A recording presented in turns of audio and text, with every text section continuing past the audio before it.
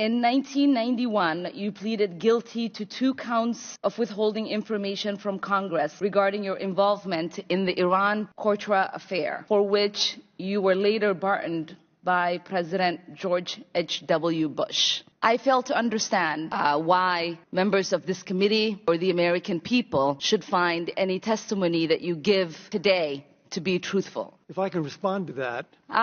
It wasn't a question. On February, that was not a question.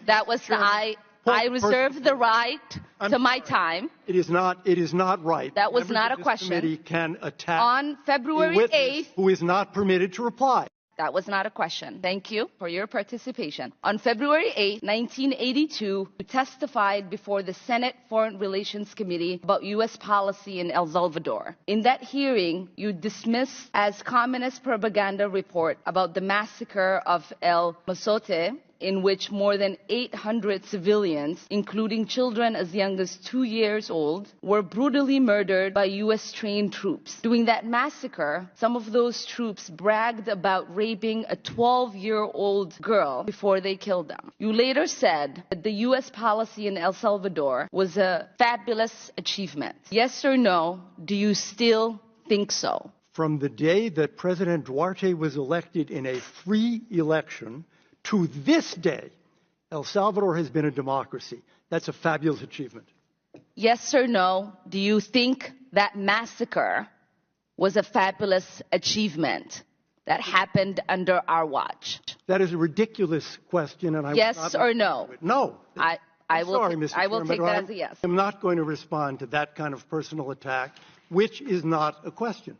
Yes or no, would you support an armed faction within Venezuela that engages in war crimes, crimes against humanity or genocide, if you believe they were serving U.S. interest, as you did in Guatemala, El Salvador, and Nicaragua?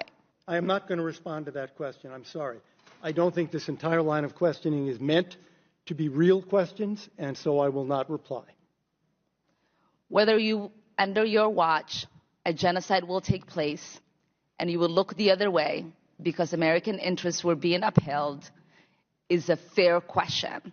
Because the American people want to know that anytime we engage a country and how we believe our values are being furthered. That is my question. Will you make sure that human rights are not violated and that we uphold international and human rights?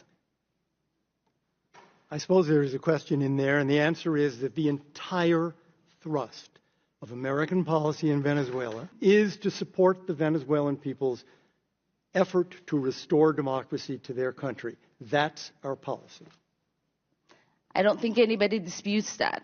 The question I had for you is that does the interest of the United States include protecting human rights and include protecting people against genocide?